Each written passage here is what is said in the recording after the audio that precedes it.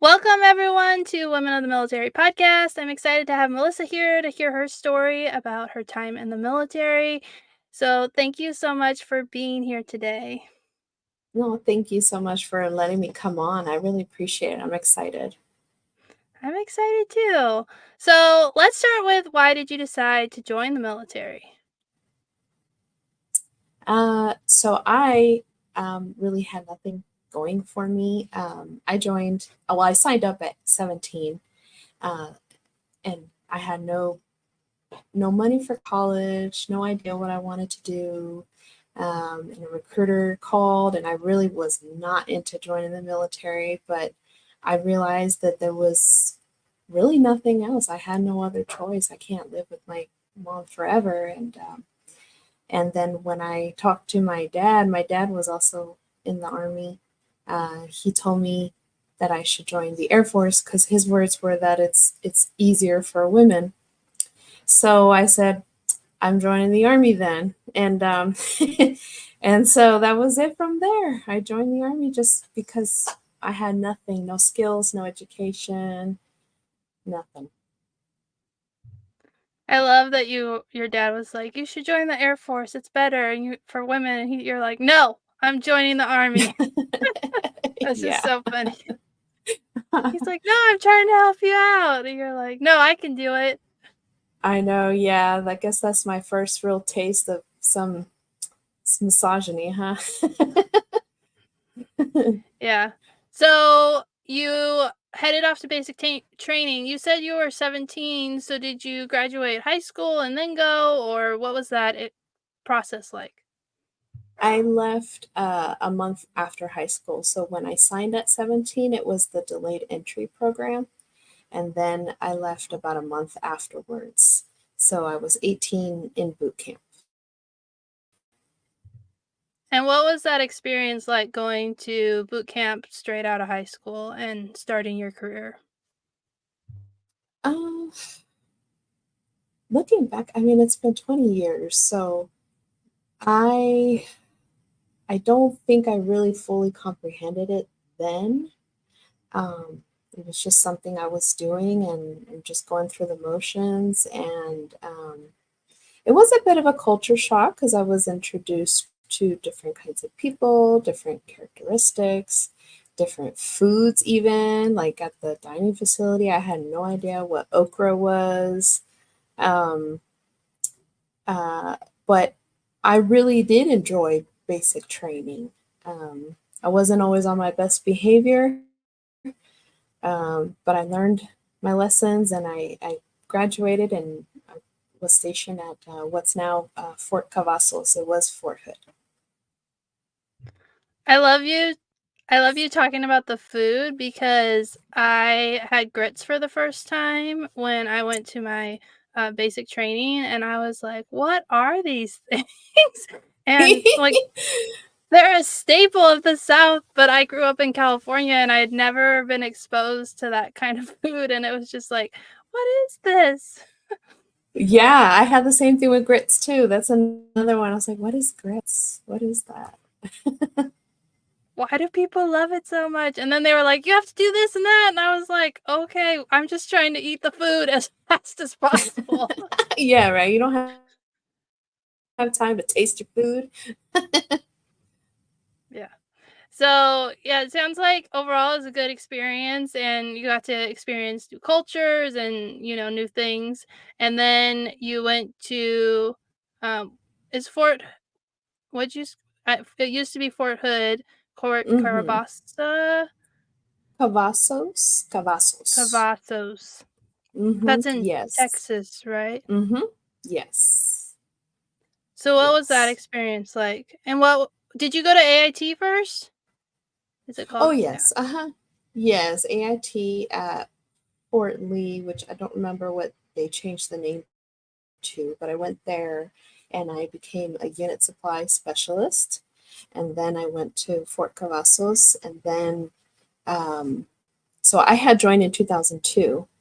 And then by March of 2003, we left to Iraq. Well, actually, April, not March. That's when that happened, and then we left in the beginning of April. So it sounds like it was like pretty quickly you joined, you went to basic, you did your tech school, and then, less than a year later, you were already heading off to Iraq. So what was that experience like? Were you in Kuwait for a while before you went into Iraq? Hmm.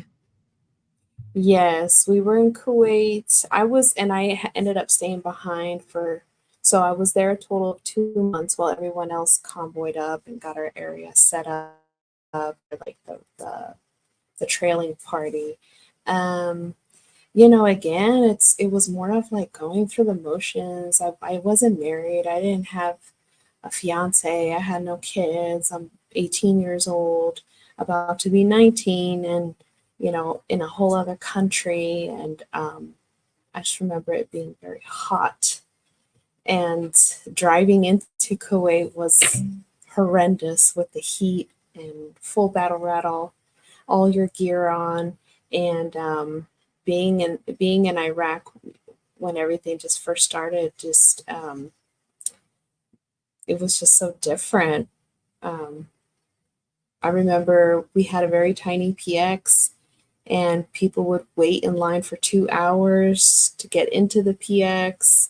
We could only take 3-minute showers. Very we I didn't use the quartermaster laundry, so I washed my own uniforms, and they only gave you two. And it was just a lot of I guess survival mode in a combat zone, just having to deal. You don't have as much. What's the word I'm looking for? We have a washing machine here. We have good food here. We didn't have that in the beginning, so it was very different. But I had no issues going through it. It was just like, I'm here. Whenever you tell me to go back home, I'll go back home. Yeah, I think it's really interesting to hear about the startup of the war because by the time I got to Afghanistan in 2010 and I went to Bagram, it was this huge base and it was like its own little Mm, city. And then we were stationed out at a fob, but even then the fob was established. We had, a bunch of washing machines and, a morale tent and everything was established. So we had everything that we needed that we could have asked for, but hearing stories from people who were in Iraq right in the beginning, it was I mean, obviously all that stuff had to be built over time. It wasn't just there. So yeah. yes. Yes, And exactly. you said you were a supply specialist, or did I just make that up? Hmm. Yes, no, I was unit supply specialist. So Yes. what were you guys doing when you were in Iraq? Were you like routing the supplies? What exactly were you doing as a supply specialist? So in Kuwait, had I don't even know how we got it, but we had gotten a bunch of decontamination material, and we were issuing it out to those units that were heading up into Iraq. Um, and so as a private, I really didn't understand exactly what was going on, who it was that we were supporting. So it was like, just I'm being told what to do. That's what I'm doing. And in Kuwait, yeah, that was pretty much most of what I did. And I did guard duty as well, gate guard. And then in Iraq, really all I did was every other day I burned human waste, and then yeah, and then in the evening time I was on guard duty overnight, and then the next day I was off, and then the next day was just start that all over again. So that was routine. That is not what I expected you to say when Yeah. you were like I was like, "Supply, you do supply things." It's like, that's not really under the job description I was expecting, so that's I mean, that's a job that is not probably fun to do, but someone has to do it, and it's an important job, Yeah. and the PACT Act just passed, in 2022 because so many people had to Hmm. do jobs like that and were affected by the chemicals and that sort of thing. Yeah. Yes, and I forgot to mention, like, whenever someone needed a driver, I was always the driver. I was driving the Humvees off base or wherever it was that they needed. I was pretty much, private your task to do whatever it is they tell you to do, and that's what I had to do. You are the jack of all trades. Yeah, I guess so. Yeah.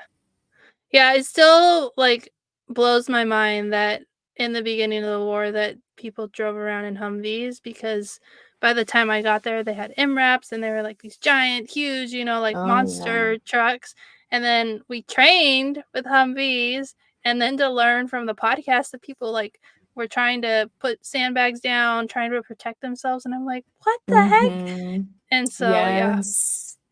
Yes. Yeah, we had sandbags inside them to help in case we ended up running over an IED. I guess somehow that's supposed to help. I don't know if it really worked. I just did it.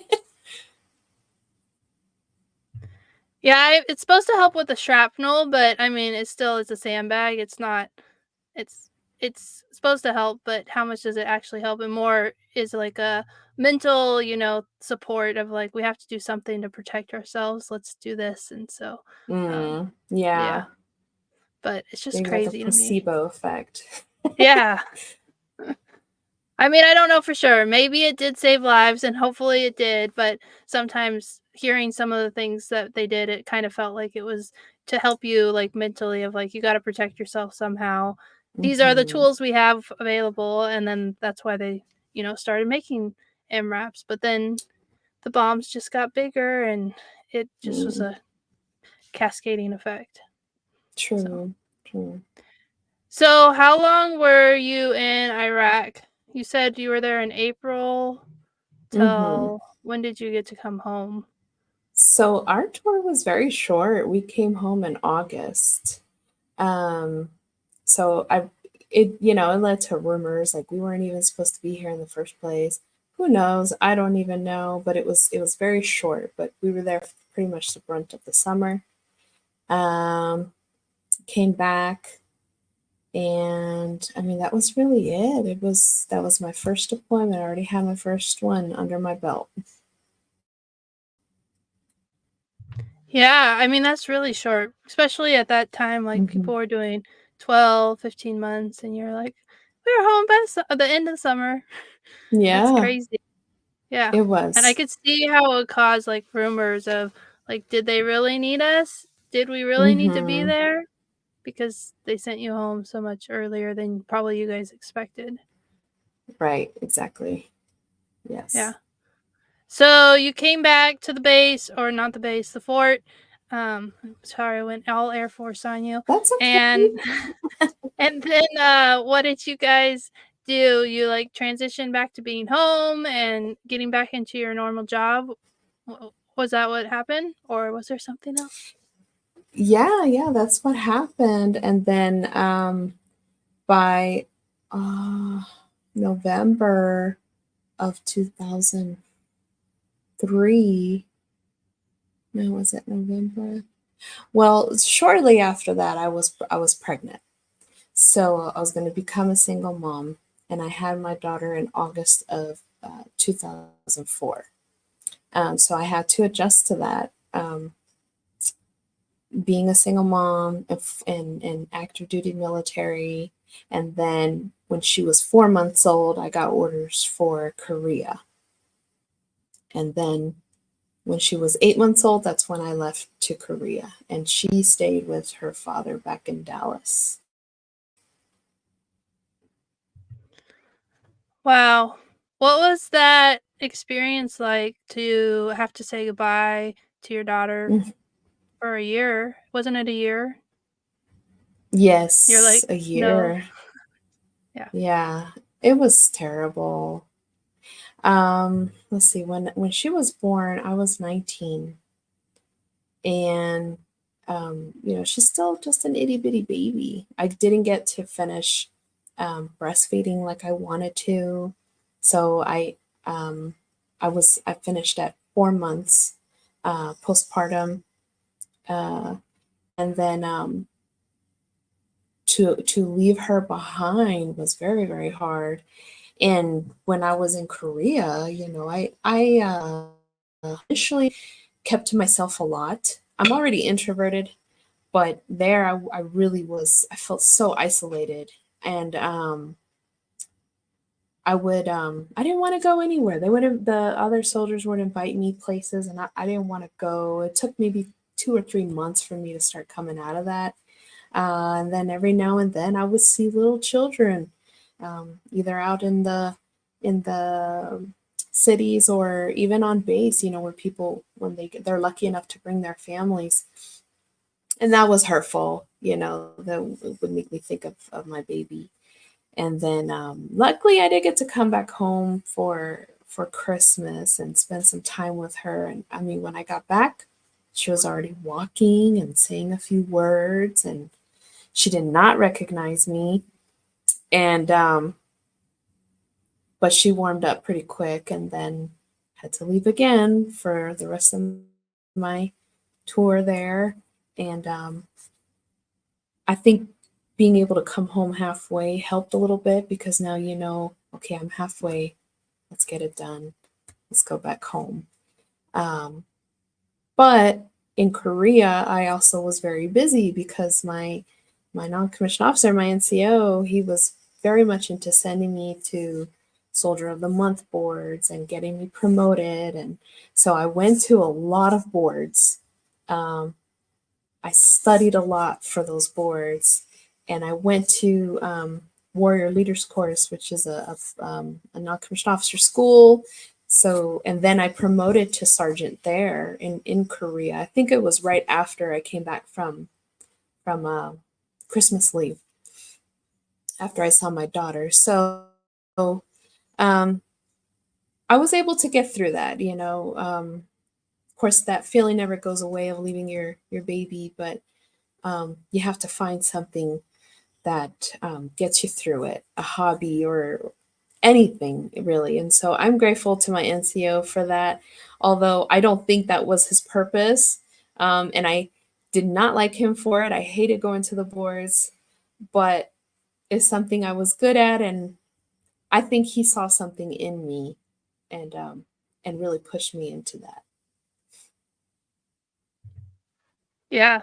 That's great that he was able to push you and that you were able to get, those classes done and then get promoted and move up rank, and it kept you Hmm. busy, helped you keep your mind off things, but I mean, it's funny, you were like, "I did not wanna do it, but he kept making me do it."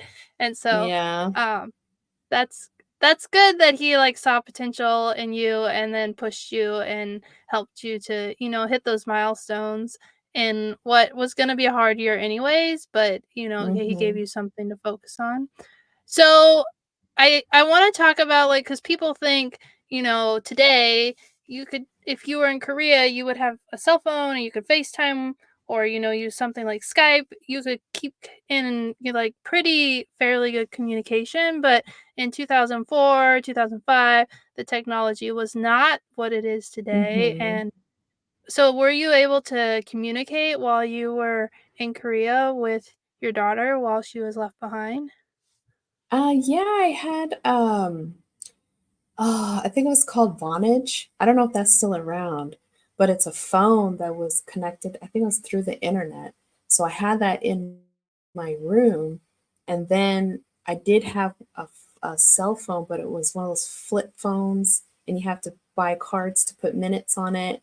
And I definitely didn't use that as much for overseas because it would eat up your minutes real quick. So so that was more for in country. And I don't remember doing any kind of video calls with her because her dad did not have internet, um, and I don't think he would have even known how to use a computer really. So I just remember that. I remember he had a camcorder, so he would record her, but he didn't have a smartphone where he could record her. No way to like send me pictures and instantly send them to me or videos. So um, I think I probably called maybe once or twice a week to talk to her at that time. Yeah, that makes sense. I mean, I don't even think Mm-hmm. that the first iPhone was out yet. Mm-mm, I Just a don't think so reminder that we're either. old, right? It's just like, just remember you're old. Oh, I understand. Yeah. My husband commissioned a year before me, and so we were separated for my last year of college, and we only talked on the phone. We didn't like have, and that was Mm, 2006 to 2007. So that was how we communicated, was the phone, because there wasn't any real other option, and there right. wasn't, yeah. Yeah. So it definitely wasn't in 2004, 2005 timeframe. Yeah. Yeah, for sure. Technology's changed a lot in such a short period of time. I think that's why it's important to, like, talk about it, because people are like, "This is the Hmm. way it's always been," and it's like, "No, it's only been this way, for a short period of time." Because even when I was Right. deployed in 2010, we didn't have Wi-Fi, you know, nobody really had Hmm. smartphones, so it's Yeah, very different now. for sure. It is. It is. They got it so lucky now. They don't know what it's like. I know. Yeah. So you were in Korea for a year, you got that little break in the middle and come home, Hmm. and then you got promoted to sergeant, and then you came back. And what was that transition back like? And did you go back to Texas, or did you go somewhere else? Yes, I re-enlisted to go back to Fort Bliss, which is in Texas, El Paso, Texas, where I'm from. And I got my daughter from Dallas, came back home to Fort Bliss, and was back to being a single mom again. And that was good. Of course, I was still a unit supply specialist, but I went up to what's called the property book office, and that's where we maintain records of all the government property that's assigned in our units. And I really enjoyed it. But I ended up having conflict with a soldier and with my boss. And out of retaliation, unfortunately, my boss sent me to replace another non-commissioned officer who was deployed to Qatar with one of our battalions. So I ended up going to replace her. I think by that time, yes, by that time I was already a staff sergeant.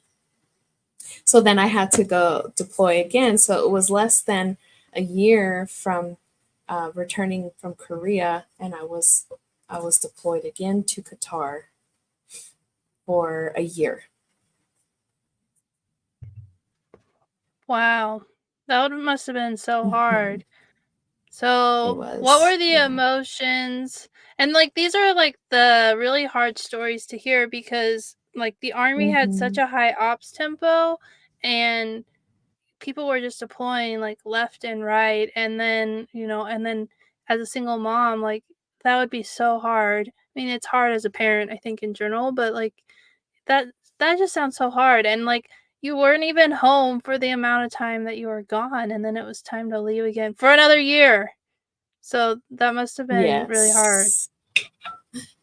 It was, it really was. And the emotions were anger because, I understand that we're not getting along, but this was absolutely retaliation. Opportunity came up and she saw a way to send me out and did it without second thought.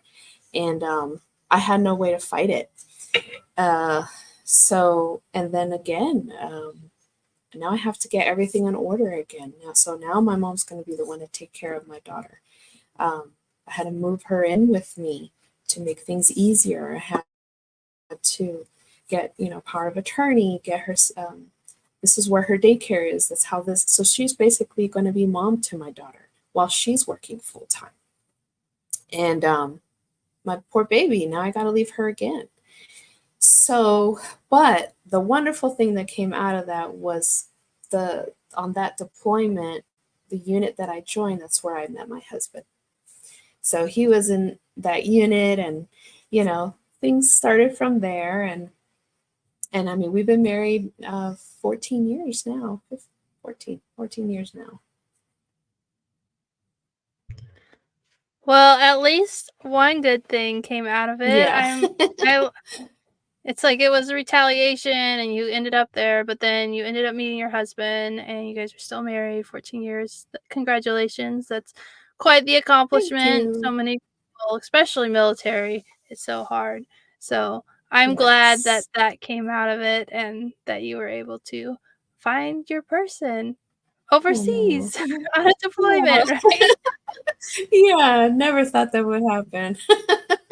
I'm a hopeless romantic, so I'm like, I could hear all the Oh, stories about how oh, it all worked out, but I love hearing that that's that happened because it's that's really special and that you were able to find your person overseas and in yes. such a really hard situation being away and having to deal with that. So Hmm. the technology hadn't really changed that much in a year or two, so were you still mainly phone calls, or was Skype a thing yet, or how did you Um, communicate back?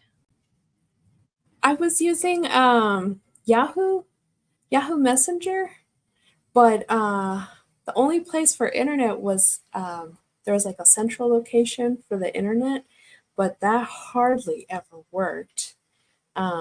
And so that would be frustrating. I would sit there for hours just trying to get the internet to work, and then it would finally work, and then my daughter couldn't hear me or something. I remember one time she started crying because she couldn't hear me, and it's hard because I can't help her and seeing her cry. And then, but I would use the phone. We had like an area for the phones too. Um, so that was mostly it. So Yahoo Messenger and a regular phone, but internet was very unreliable. That makes sense. Yeah. The world has changed a lot when it comes to the internet. Yeah. Yes. And your mom, you said she was working full time and taking care of Hmm. her. And so, how did your mom do with the whole, the extra duties of taking care of your daughter? Oh, she had a hard time. I mean, um, my daughter is always pretty good, thankfully. And I didn't mention that at that time, my brother was still in high school. So she was also a single mom, taking care of her granddaughter and being full time uh, em- uh, employee. So um, we had what did we have? No, this is afterwards. So I'm mixing up some deployments. I'm sure it was very, very hard for her, to be honest. We haven't really talked a whole lot about that. Um, but I think she was just more than happy to help and to be there for my daughter. Um, and just, a little difficult. But I think her work was also very, thankfully, very understanding if she had to leave early or if she had to be gone by a certain time to pick up my daughter from daycare or anything like that. So that time she didn't have a too bad of an experience. But it sounds like you deployed again. Is that Hmm. you another you're like, "That's the story, lots and Yes. lots of deployments." Yeah. Yeah. It's about 2 years later, 2 years. And where did you So go for that one? Qatar again, because our battalion is one of those air defense artillery battalions that's over there, that's been there. So we would do rotations there. So when I met my husband, the deployment was 2007 to 2008, and then come back, and then we got married. I went through went through more schooling. Then we deployed again. We deployed together 2010, same thing to Qatar. But we were in two different bases, not too far away from each other. Um, yeah, so that time I had my own home then, and that time I think so that's when my daughter was in school. So I think maybe it was a little bit more difficult for my mom, but she wasn't working anymore at that time. Yeah, it gets I mean, it's hard in, like, the caregiving stage when they're really little, but then the problems as they get Mhm. older get harder and harder, and especially if you're not, you know, you're the grandma sitting in for the mom and dad, like, that makes it even Mhm. a harder dynamic, so that makes sense. So, Yes.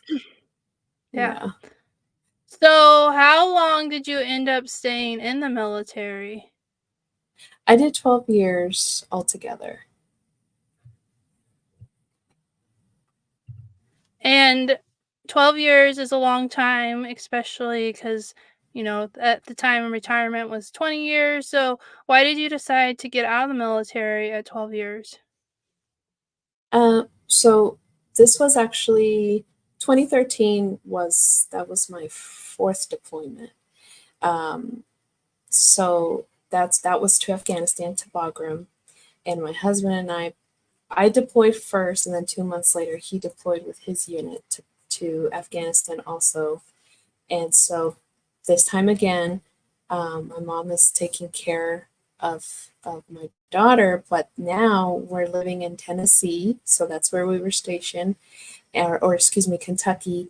And then we also had a son. So you have my 8-year-old daughter, and then my barely 1 year old son, 7 months old when I left. And then she had a very hard time. And she was already going through anxiety and some other mental health issues. And she ended up having a breakdown. And our neighbor ended up taking our kids while I went home on emergency leave. And my mom was the only person we absolutely trust with our kids. We don't have, a whole bunch of friends that can take care of our kids for a year. We don't have, and we're not going to trust a perfect stranger, you know, to do that either while we're a world away. So unfortunately, I had to be involuntarily separated for a family care plan. Yeah, I mean, so many deployments and with little kids, and then, your mom, that I mean, it's a lot of challenge and stress. And so when you Mhm. came home from for emergency leave, did you end up going back to Afghanistan, or did you stay home and then get out of the military? Like, pretty Well, quickly, or initially they told me put together a family care plan. I think my immediate command was trying to help me put together a family care plan, and you won't have to come back. Just show that you have a care plan. So I did that. I had actually my brother and my sister-in-law sign, which I know they would help, um, but we didn't trust them to do long term. Um, but then it was, well, the brigade commander wants you back. And to be honest, my job in Afghanistan was incredibly boring. I was twiddling my thumbs most of the time. I really didn't have a huge workload. Back here in the rear, I did. So I absolutely could have done my job, back here if that's something they wanted to do to try to accommodate the situation. And I know they did accommodate the situation for a couple of other soldiers, but I guess for me, somehow I was the exception. So um, it took about a year from then. Everything happened around July 2013, and by the end of June 2014, I was discharged from the Army. it's really sad to hear that, like, sometimes they make exceptions and work with people, and then other times they don't. And obviously, Hmm. you had a family care plan, you had your mom, and then, life happened and she couldn't take care of your kids, and then to not, work with you, and for you to know that there were some people who were getting exceptions and other people who weren't. It's really sad and frustrating that sometimes that happens, and it's Hmm. also frustrating because it's a discretion of, like, the general in charge, and not like, yeah, and or the leadership or whoever, Right, but right. it's not a fair thing. It's like, "Oh, we'll do this for you, we'll do," and then to be at 12 years and you're planning to stay in and then having to be forced to leave to take care of your family, which is really it's really hard. Mm-hmm. Yeah, exactly. Yeah, and looking back, at the time I didn't realize it, but I would think, why did I feel like I had to be the one to come home, and why did I take that brunt of the responsibility? Like my husband even offered to go home and be the one to get discharged. And I was like, no, no, no. And I guess I felt like a yes because it's my mom, but I think mostly because I'm the woman, because I'm the mom, and we're the caregivers in our society at least. And um, that's very sad because later I learned there's no data on officers, but that in since I want to say it was fiscal year 2006 to fiscal year 2017, over 10,000 enlisted Army women were discharged due to family care plan issues.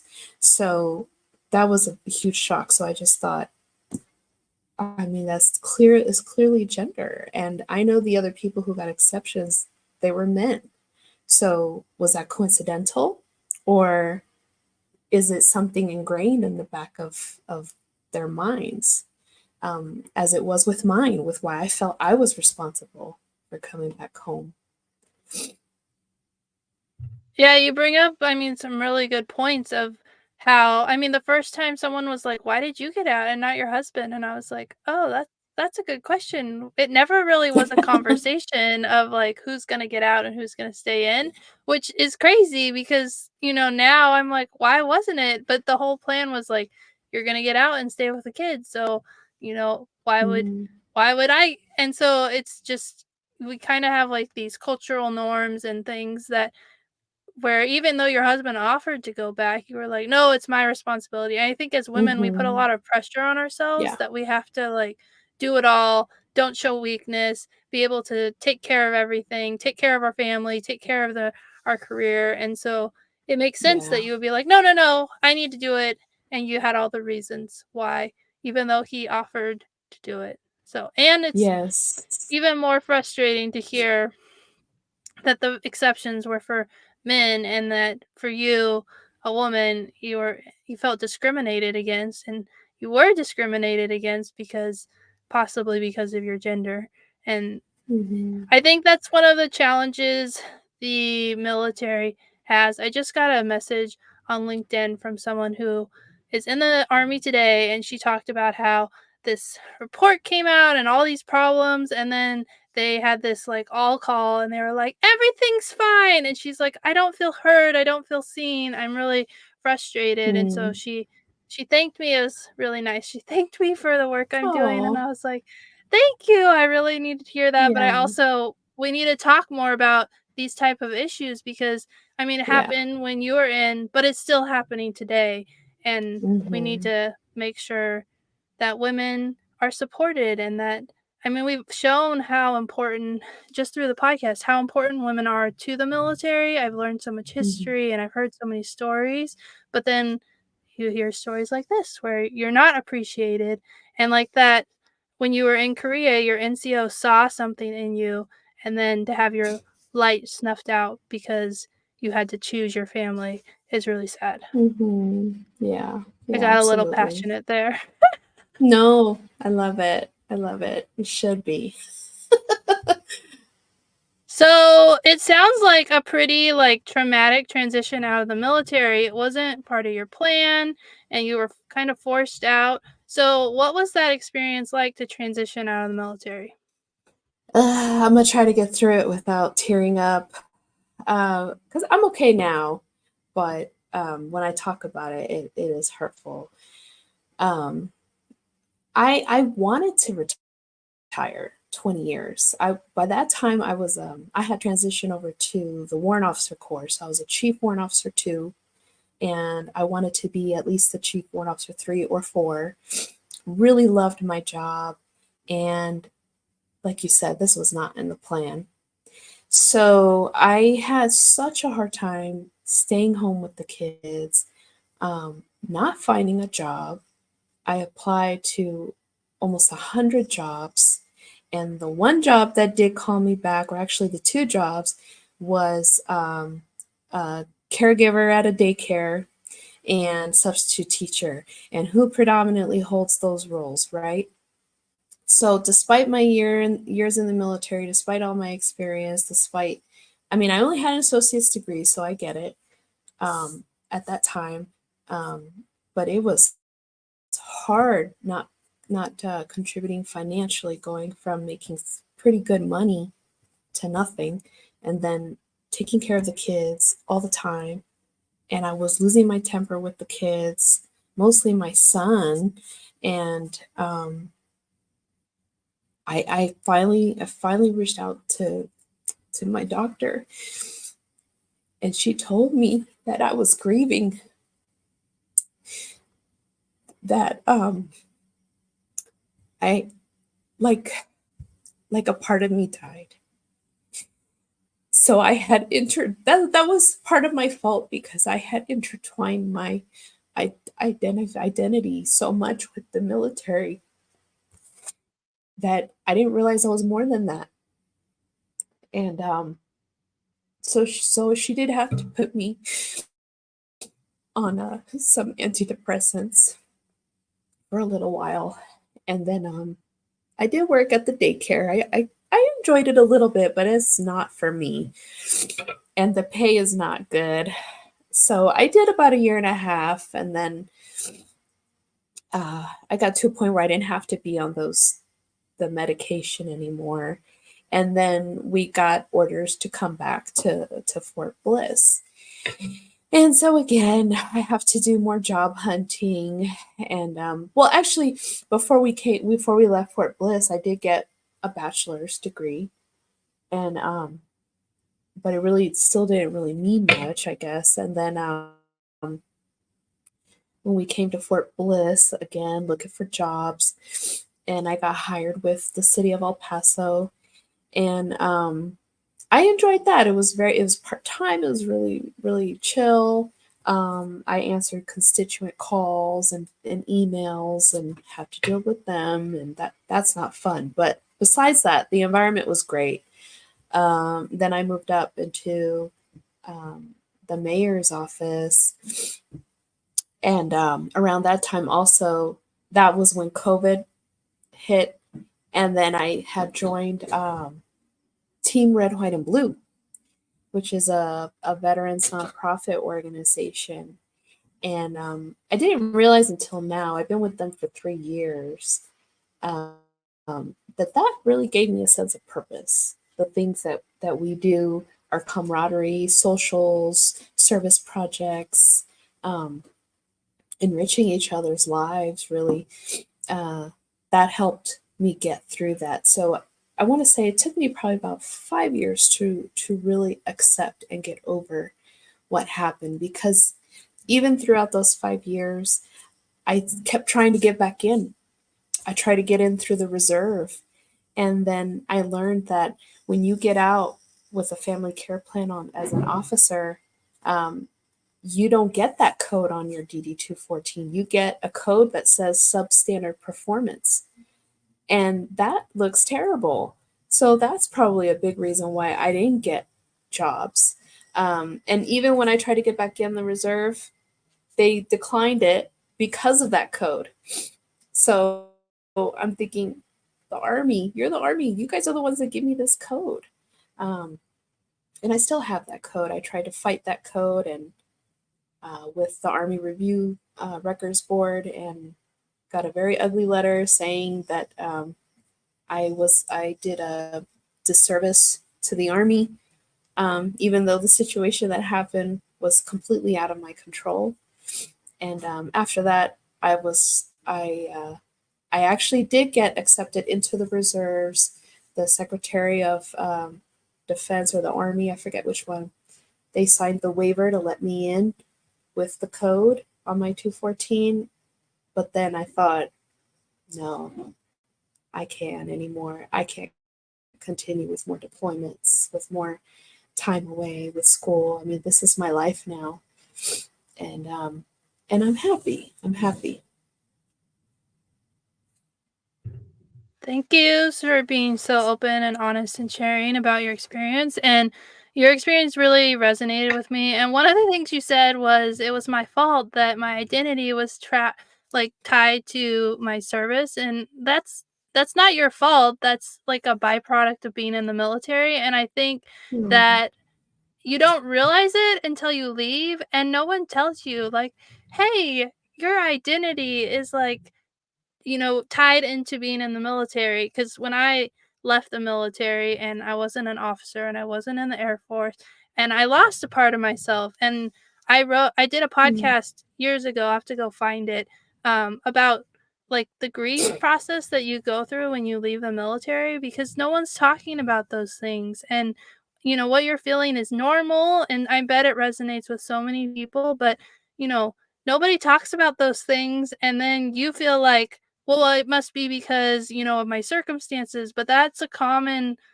feeling that veterans feel of like losing who they are. And you talked about it with red, white, R it's RWB, red, white, and blue, how you found purpose again. And so many veterans talk about like the importance of finding purpose after service because you lose that and you don't even know that it's a part of like who you are until it's not there. Then you're scrambling, trying to figure out like, what just happened?